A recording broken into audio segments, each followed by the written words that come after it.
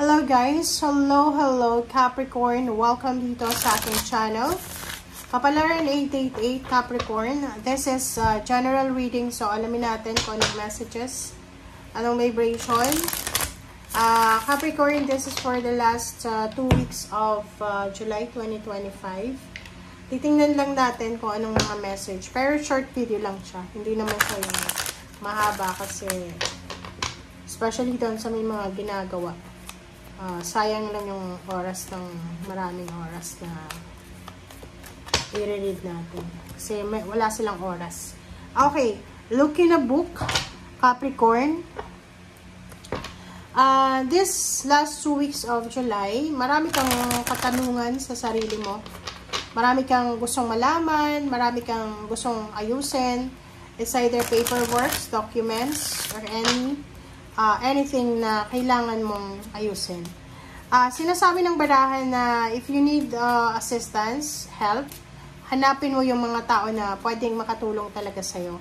Kasi pag mayroon kang mga kailangan malaman, tapos maling tao yung pinagtanungan mo, sayang yung oras mo kasi sa huli, pupunta ka rin sa taong may alam. 'Di ba? So, look in a book.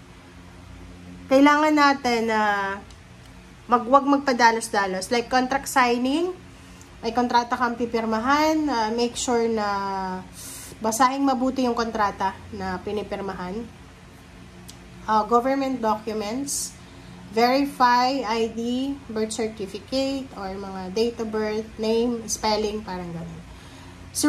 Surrendering to the journey, release control. So, doon sa mga Capricorn na parang nagmamadali ka, na maabot yung pangarap mo, nagmamadali ka para sa travel mo, nagmamadali ka para sa relocation, nagmamadali ka kung OFW ka na makauwi ng Pilipinas, or the other way around, nasa Pilipinas ka, minamadali mo yung pagpunta ng ibang bansa, sinasabi ng barahan na surrender to the journey. Okay? Just let go, release the control. Okay? Kasi minsan, 'di ba, sa pagmamadali natin, pwedeng masira yung kumbaga naka-destiny sa atin. Okay? Alright, so tingnan natin dito. Okay, the Lovers, Queen of Pentacles, this is for Capricorn. Judgment. Okay. So, kung makikita mo dito, Capricorn, sinasabi ng barahan sa'yo na kailangan mong magdesisyon as soon as possible. This is your energy, the Devil. Wag kang wag kang padadala, lalo na sa energy mo na mabilis magulo yung isip. 'Di ba? Yung parang medyo impatient ka ba na like, kung may hinihintay ka, tapos ang tagal dumating, parang umiinit yung ulo mo. So, dito sinasabi ng barahan na posibleng you're in a relationship, may asawa, may boyfriend, girlfriend, may live-in partner. Posibleng ikaw ay makipaghiwalay or mag-cool off muna kayo because kailangan mong magdesisyon talaga para sa sarili mo. Yung parang like boyfriend, girlfriend pa lang, mararamdaman mo na nahihirapan kang i-manage yung sarili mo. What more kung mayroon ka pang partner, 'di ba? So parang ang nakikita natin dito na mag-uusap siguro kayo ng masinsinan na kailangan nyo munang i-prioritize yung mga pangarap nyo sa buhay or yung bawat pamilya nyo. Queen of Pentacles and Judgment and the Moon. Meron dito sa inyo na Capricorn na medyo mataas yung pangarap mo lalo sa pera. Gusto mong magkaroon ng limpak-limpak na salapi, a stable na job, a stable na tirahan na pwedeng may pagmalaki mo sa sarili mo. Pero natatakot ka. You have something na nararamdaman na fear. Two of Wands and the Devil. Sa mga choices and options, sa mga pinagpipilian mo, kailangan mong piliin kung ano yung gusto mo, hindi yung gusto ng ibang tao. Okay? Okay. Thank you. Okay, let's clarify.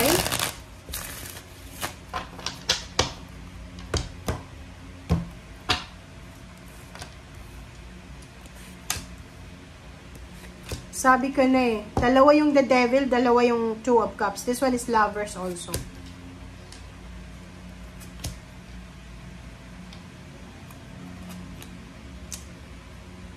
Nakikita ko sa'yo dito na may Capricorn dito na medyo naiinis siya sa kanyang karelasyon. Maybe sa karelasyon siya naiinis because hindi niya parang hawak yung parang hindi niya hawak yung tawag dito, decision making ng kanyang karelasyon. The Devil and Two of Cups, sinasabi ng barahan na you need to release control, lalo na kung tungkol ito sa relationship. Nakikita ko sa'yo na maybe ikaw yan, maybe you're married in a relationship, may ka-live-in partner. Isang temptation ang posibleng darating sa'yo, emotional temptation. Third party. So, kung ikaw yan, alam mo na kung anong gagawin mo. Pero kung sa other person mo yan, o yung karelasyon mo yan, sinasabi ng baraha, mag-iingat ka. Kasi, or mag-iingat siya. Mag-iingat kayong dalawa. Kasi, it's either ikaw to, pero kung ang karelasyon mo Capricorn is Capricorn din, or Virgo, or Taurus, pareho kayo, na possible na in temptation kayo. Pwedeng may mga gustong taong pumasok sa relation nyo. Sinasabi ng baraha, kung may mga bala kayo na papasukin yung third party, wag na wag nyong papapasukin kasi pwede nyong pagsisihan yan sa bandang huli. So, you need to give up this temptation. Ace of Swords and Temperance, sinasabi ng baraha, yun na nga, galing siya sa unang mga barahan na kung ikaw ay naghihintay, it's either naghihintay ka ng balita, nag-apply ka ng trabaho, wala kang natatanggap na respond, visa, contract signing, government papers, documents, diploma, sinasabi ng baraha, be patient. Kailangan mo, like if, especially kung nasa Ace of Swords ka, you're waiting for good news, make sure na meron kang dalang isang salup ng pasensya.